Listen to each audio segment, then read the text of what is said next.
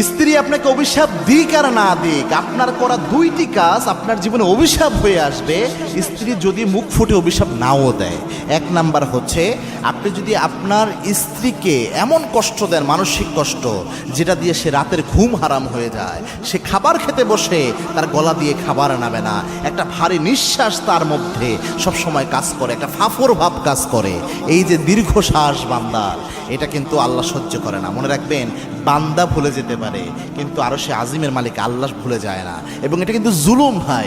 আপনি স্ত্রীকে মনে করতেছেন 3 বেলা খাবার দেই আর কাপড় দেই, 3 বেলা ভাত কাপড় দেওয়ার নাম স্বামী হওয়া না। স্ত্রীর অনুভূতির যত্ন নিতে হয়, স্ত্রীর মন মানসিকতা বুঝতে হয়। এজন্য যাচ্ছে তাই আচরণ আপনি করতে পারবেন না। এবং আল্লাহর হাবিব সাল্লাল্লাহু আলাইহি ওয়াসাল্লাম জানিয়েছেন, কুল্লুকুম রাঈন ওয়া কুল্লুকুম মাসউলুন আন রাইয়াতিহি, তোমরা প্রত্যেকেই দায়িত্বশীল, তোমাদের দায়িত্বের ব্যাপারে কিয়ামতে আল্লাহ জিজ্ঞাসাবাদ করবেন। কোন স্বামী যদি এরকম জুলুম করে, সে স্বামী কিয়ামতে আসামি হবে।